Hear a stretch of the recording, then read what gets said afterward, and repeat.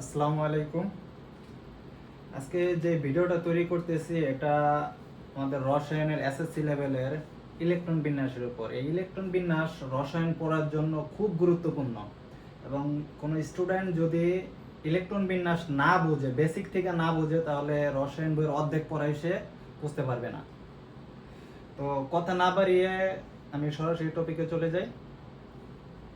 তো আমাদের প্রথম বিষয়টা হচ্ছে যে আমরা আজকে শিখবো ইলেকট্রন বিন্যাস। ইলেকট্রন বিন্যাস আসলে আমাদের এসএসসি লেভেলে দুই ধরনের নিয়ম ব্যাখ্যা করা হয়েছে। একটা হচ্ছে বোরের নিয়ম আর একটা হচ্ছে অব্যয়ের নিয়ম বা অব্যয়ের নীতি যেটাই বলা হয়। তো প্রথমে আমরা বোরের নিয়মটা আলোচনা করি। আসলে আমি চাইতেছি এটা বেসিক থেকে আলোচনা করতে, ভিডিওটা একটু বড় হইতে পারে, কতক্ষণ হয় বলা যায় না। তবে যদি শর্টকাটে করা বইলা দেয় 5 মিনিট 7 মিনিটে দুইটা নিয়ম ব্যাখ্যা করা যাবে, হয়তো কেউ বেসিক থেকে বুঝলো না। আসলে রসায়ন পড়ার জন্য বেসিক জানা জরুরি, এখানে মুখস্থের কিছুই না, বেসিকটা জানতে হবে, ঠিক আছে? তো আরেকটা বিষয় হচ্ছে যে ইলেকট্রন বিন্যাস জানার জন্য আমাদের সবার আগে বিশেষ করে এসএসসি লেভেলে 1 থেকে 30 পর্যন্ত পারমাণবিক সংখ্যা বিশিষ্ট মৌলগুলোর পারমাণবিক সংখ্যাগুলো মুখস্থ রাখতে হবে। তো আমরা আগে পারমাণবিক সংখ্যার লিস্টটা আগে দেখে আসি। আচ্ছা, তো আমি সর্বপ্রথম বোরের নিয়মটা আলোচনা করি।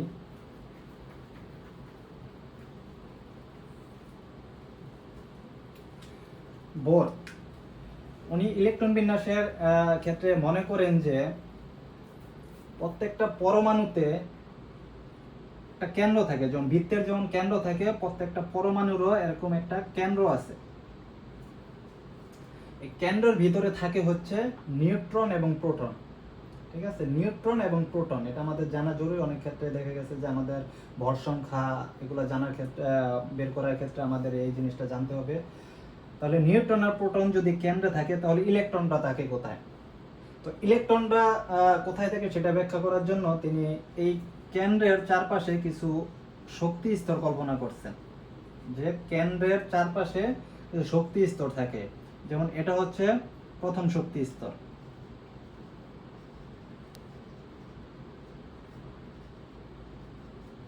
প্রথম শক্তি স্তর। তারপরে এরকম এটা হচ্ছে দ্বিতীয় শক্তি স্তর, তৃতীয় এটা হচ্ছে তৃতীয় শক্তি স্তর।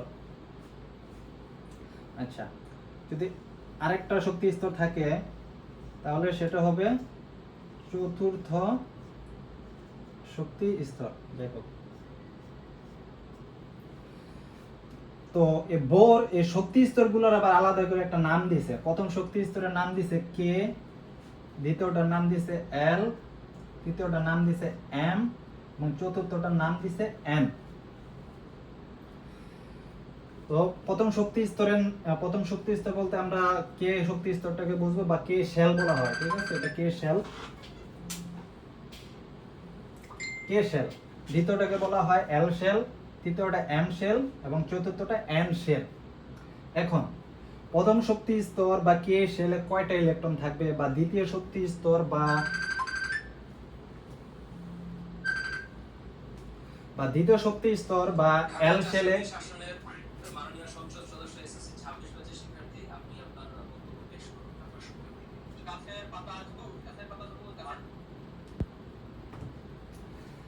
দুঃখিত, দ্বিতীয় শক্তি স্তরে বা এল শেলে বা তৃতীয় শক্তি স্তর বা এম শেলে বা চতুর্থ শক্তি স্তরে এন শেলে কয়টা করে ইলেকট্রন থাকবে সেটার জন্য তিনি একটা সূত্র দিয়েছেন। সূত্রটা হচ্ছে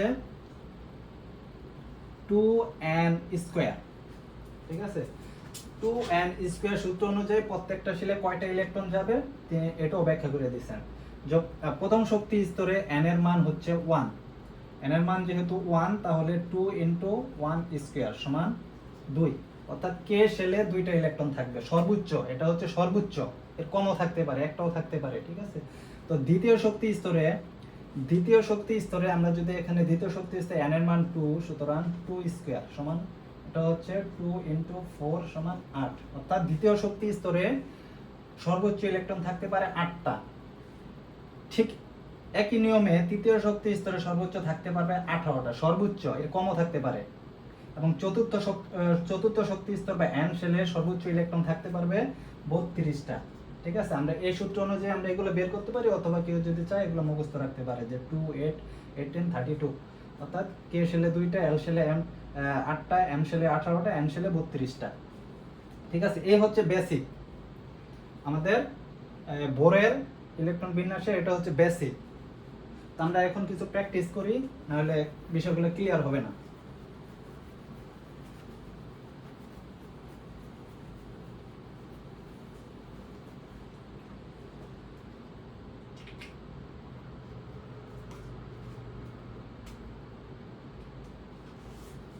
প্র্যাকটিসের জন্য আমি কিছু নিজে থেকে লিখে রাখছি যাতে একটু সময় কম লাগে।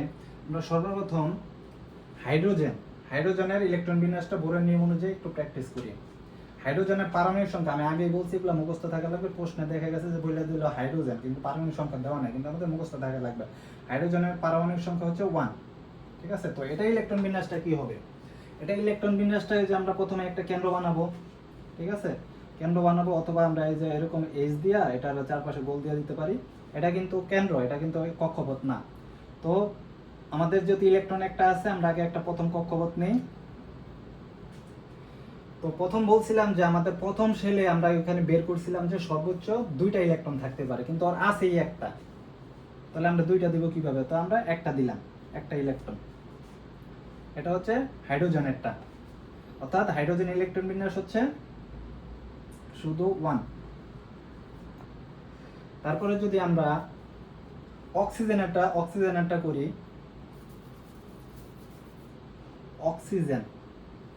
অক্সিজেনের পারমাণবিক সংখ্যা হচ্ছে 8। অক্সিজেনের পারমাণবিক সংখ্যা 8। তো এটা ইলেকট্রন বিন্যাসটা হবে যে এরকম, আমরা একটা কেন্দ্র নেব প্রথমে, তারপর একটা কক্ষপথ নেব। ঠিক আছে, তো প্রথম কক্ষপথে কয়টা থাকবে? 2টা।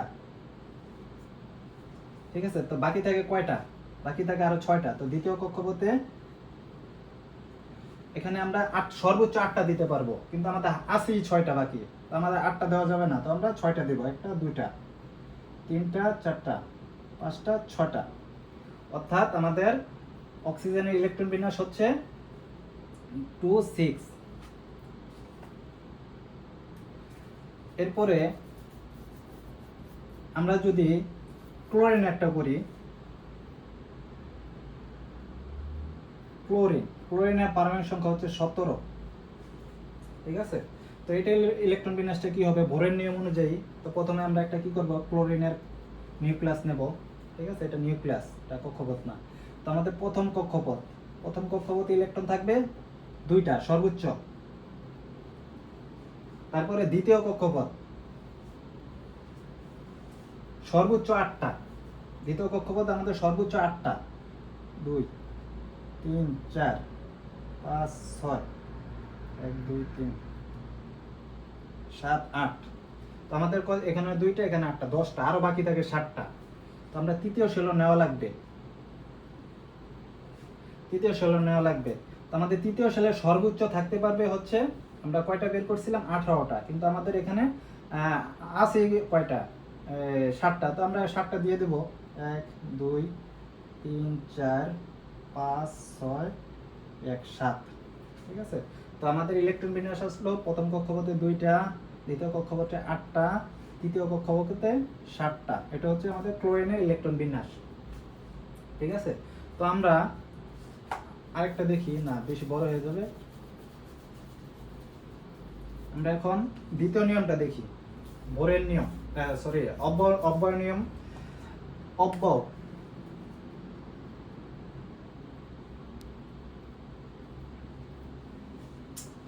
বিজ্ঞানী অব্যয় তিনি আবার কি করছেন যে বলল যে না, বোরের ইলেকট্রন বিন্যাসটা ঠিক আছে, কিন্তু ওনার ইলেকট্রন বিন্যাস দিয়ে অনেক কিছু ব্যাখ্যা করা যায় না।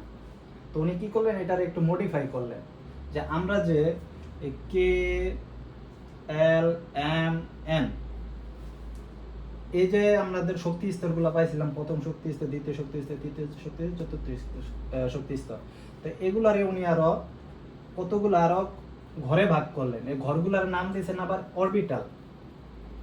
তো অরবিটাল গুলাকে আবার এস পি ডি এফ এই নাম দিয়ে আবার চিহ্নিত করছে, ঠিক আছে। তো প্রথম কক্ষপথে শুধু থাকবে হলো এস, দ্বিতীয় কক্ষপথে থাকবে হচ্ছে এস পি, ঠিক আছে। তৃতীয় কক্ষপথে থাকবে হলো এস পি ডি, অর্থাৎ একটা করে বাড়বে। চতুর্থ কক্ষপথে থাকবে এস পি ডি এফ, পঞ্চম কক্ষপথে থাকবে এস পি ডি এফ, অর্থাৎ এটা এটা একই, আবার একটা করে কমবে এস পি ডি ডি, এটা হচ্ছে 1 2 3 4 5 6। এবার হলো 7 নাম্বার এস পি, 8 নম্বরে হচ্ছে শুধু এস, ঠিক আছে। তো তিনি এভাবে সাজাইছেন, অরবিটাল গুলার নাম এভাবে দিছেন।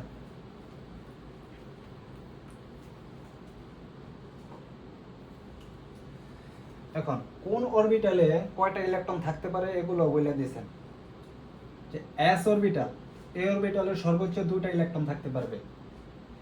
পি অরবিটালে সর্বোচ্চ 6টা, ডি অরবিটালে সর্বোচ্চ 10টা এবং এফ অরবিটালে সর্বোচ্চ 14টা। অর্থাৎ আমাদের এস অরবিটালে সর্বোচ্চ ইলেকট্রন যেতে পারবে 2টা, পি অরবিটালে সর্বোচ্চ ইলেকট্রন থাকতে পারবে 6টা, ডি অরবিটালে সর্বোচ্চ ইলেকট্রন থাকতে পারবে 10টা এবং এফ অরবিটালে সর্বোচ্চ ইলেকট্রন থাকতে পারবে 14টা। এবং ইলেকট্রনগুলা যে শক্তি স্তরের মানে শক্তি কম, মানে অর্থাৎ সরি, যে অরবিটালের শক্তি কম সে অরবিটালে আগে প্রবেশ করবে, এবং সেটার একটা আলাদা ব্যাখ্যা আছে। তো আমরা যেহেতু আজকে ইলেকট্রন বিন্যাস শিখতেছি, তো আমাদের ওই ব্যাখ্যায় যাব না। তো আমি এখন জাস্ট আমরা এটা নিয়মটা জানলাম, আমি কয়েকটা লিখে রাখছি যেগুলা আমি ইলেকট্রন বিন্যাস করে দেখাবো এই অব্যবহনীয় নিয়ম অনুযায়ী। তো প্রথম যদি হাইড্রোজেনেরটা করি, হাইড্রোজেনের 1, তো এটা সিরিয়ালটা এভাবে লিখতে হবে 1s, অর্থাৎ আমি এখানে একটু লিখে রাখি 1s 2s 2p 3s 3p 3d, তারপরে 4s 4p 4d 4f, মানে এই সিরিয়াল অনুযায়ী যাবে, ঠিক আছে। তো এখানে যেহেতু একটা আছে, আমরা একটু আগে আলোচনা করছি যে এস এর সর্বোচ্চ ইলেকট্রন থাকতে পারবে 2টা, কিন্তু আমাদের এখানে আছে একটা, তো আমরা একটাই দিব, যেহেতু একটা ইলেকট্রন শেষ, তো এখানে আর কোনো কাজ নাই। তারপরে আমরা যদি কার্বনেরটা করি, কার্বন 4, কার্বনের পারমাণবিক সংখ্যা হচ্ছে 4। তো অব্যবহনীয় অনুযায়ী আমরা প্রথমে কি করব, আমরা এই সিরিয়াল অনুযায়ী সাজাবো 1s 1s 1s এর সর্বোচ্চ ইলেকট্রন থাকতে পারে 2টা, এখন বাকি থাকে আর 2টা, এই 2টার জন্য আরেকটা শেল নিতে হবে 2s 2p, ঠিক আছে। তো 2s 2p যদি আমরা নেই, তখন দেখা গেছে যে এখানে s এর সর্বোচ্চ থাকতে পারবে 2টা, এখন 2 2 4 এর 0, ঠিক আছে। তো আমাদের এখানে এটা দরকার নাই। তো কার্বনের 4টা ইলেকট্রন বিন্যাস এটা।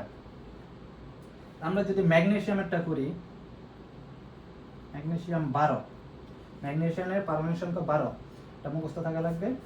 তো আমাদের সিরিয়ালটা কিভাবে সাজাইছি বলছিলাম 1s 2s 2p 3s 3p 3d, দেখি এই পর্যন্ত যাওয়া লাগে কিনা। আচ্ছা, আমাদের 12টা s অরবিটালের সর্বোচ্চ 2টা, s অরবিটালের সর্বোচ্চ 2টা, p অরবিটালের সর্বোচ্চ 6টা। তো আমাদের ইলেকট্রন সংখ্যা হইলো কত, 2 2 4 আর 6 10, আরো 2টা বাকি রয়েছে। তো এই s অরবিটালে 2টা দিলে আমাদের 12টা হয়ে গেল, তো এগুলো আর দরকার নেই, ঠিক আছে।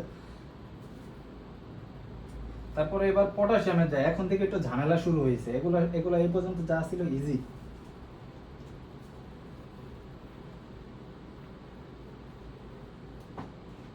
তার ঝামেলাগুলো শুরু হয়েছে এই অব্যবনীতি অনুযায়ী পটাশিয়ামের কাছ থেকে। তো আমরা একটু পটাশিয়ামেরটা দেখি। পটাশিয়ামের 19, পটাশিয়ামের 19 আমরা কিভাবে সাজাবো বলছিলাম 1s 2s 2p 3s 3p 3d 4s, যা পরে যদি লাগে এটা পরে লিখবো, ঠিক আছে। তো আমরা এই দুটো অরবিটাল একটু খেয়াল রাখি, ঠিক আছে। এই দুটো অরবিটাল আগে খেয়াল রাখি, 2 2 6, অর্থাৎ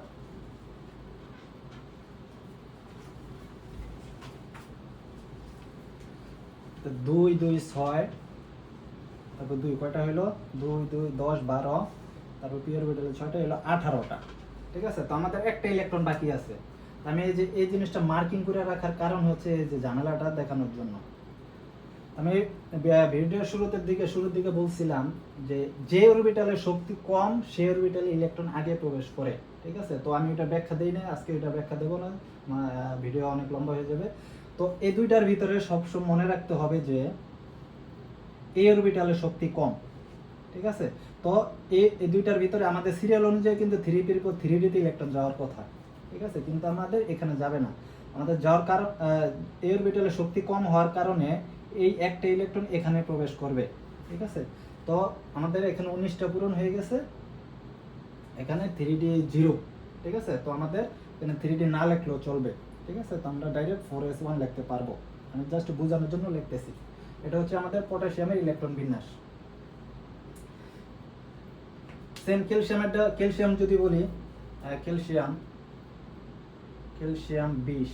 ঠিক আছে, ক্যালসিয়ামটা যদি বলি যে এরকম এই পর্যন্ত, ঠিক আছে, এই পর্যন্ত হুবহু সেম। তো 3d 4s, তো এই দুটো অরবিটাল একটু ঝামেলা।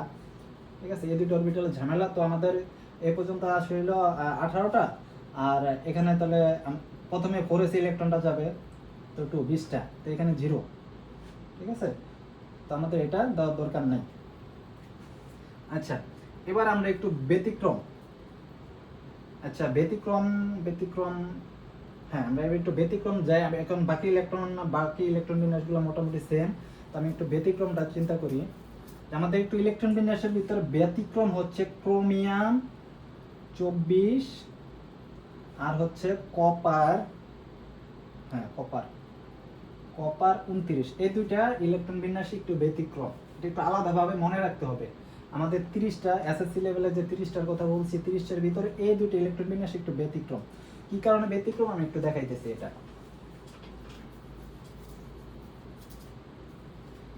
ক্রোমিয়াম 24। তো আমরা স্বাভাবিক যেভাবে ইলেকট্রন বিন্যাস করি আমরা ওইভাবে করতে থাকি।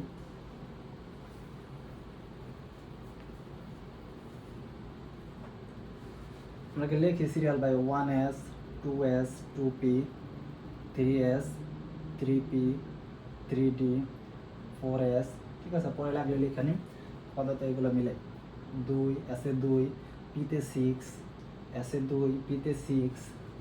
আচ্ছা, তো আমি বলছিলাম যে এখানে গেলে একটু ঝামেলা লাগে। তো আমাদের সিরিয়াল অনুযায়ী এখানে 2টা দেওয়ার কথা। এখন আমাদের মোট ইলেকট্রন সংখ্যা কত, কয়টা হইলো দেখি কোনি।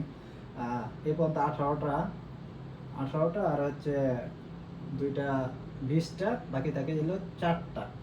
ঠিক আছে, তো আমাদের নিয়ম অনুযায়ী আমাদের এটা ইলেকট্রন বিন্যাস, কিন্তু একটু আমি তো বলছি যে ক্রোমিয়াম আর কপার এই দুইটা আমাদের 30 পর্যন্ত যে এই দুইটা মৌলের ইলেকট্রন বিন্যাসটা একটু ব্যতিক্রম হচ্ছে এখানে আমাদের ডি অরবিটালে আমরা 10টা ইলেকট্রন রাখতে পারে। ঠিক আছে, 10টা ইলেকট্রন যেহেতু রাখতে পারে, তো এটার অর্ধেক হচ্ছে 5, 10-এর অর্ধেক হচ্ছে 5।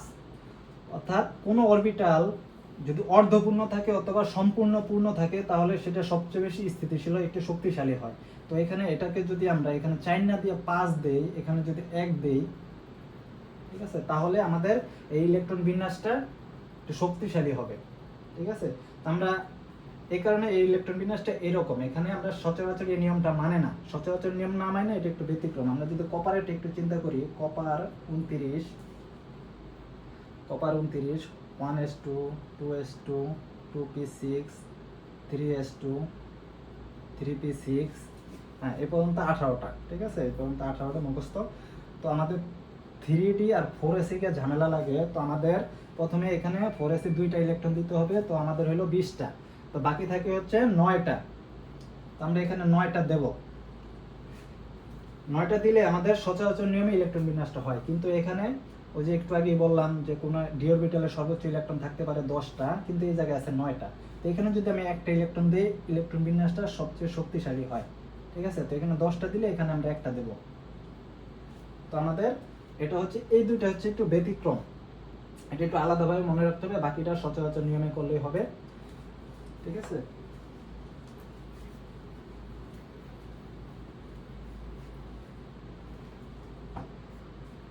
তো এখন আর দুইটা আমি প্র্যাকটিস করব। এখানে একটু আয়নের ইলেকট্রন বিন্যাসটা কিভাবে করতে হয়। যদি আমি মনে করি যে ফেরাস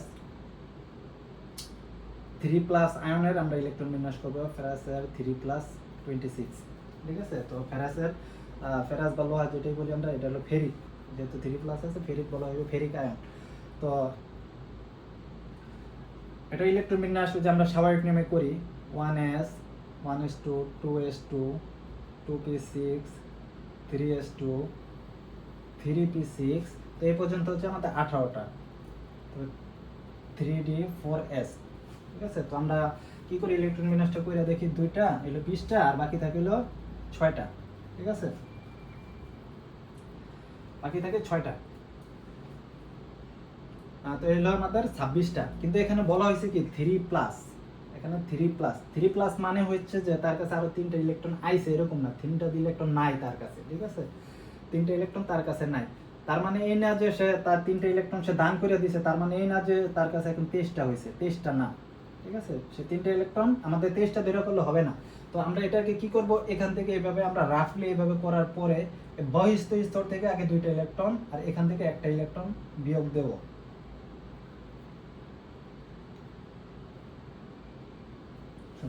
ঠিক আছে, এটা হওয়ার কারণ হচ্ছে, আমি হয়তো বিষয়টা ভালো করে বুঝাইতে পারি না, আবার বলি,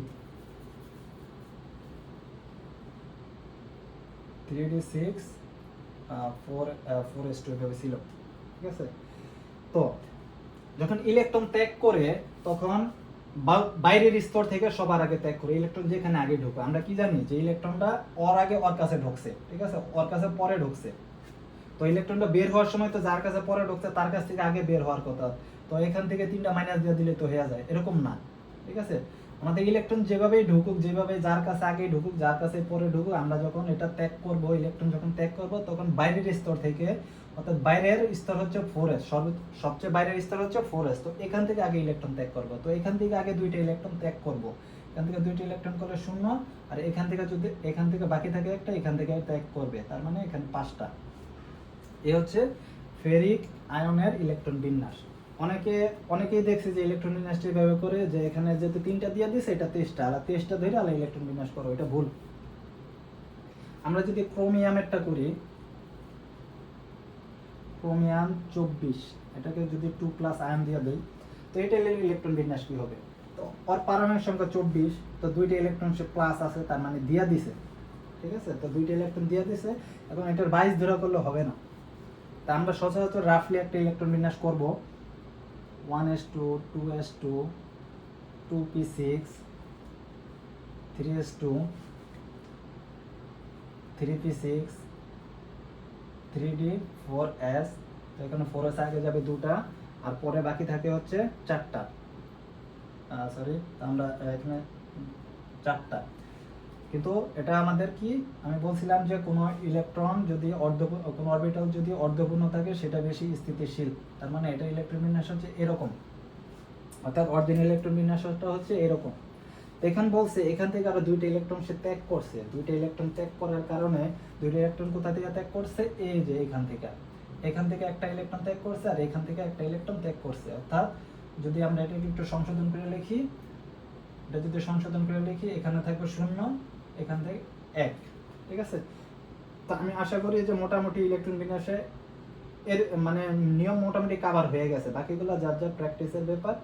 ভিডিও এ পর্যন্ত, ভিডিও আর বেশি বড় করবো না, ধন্যবাদ।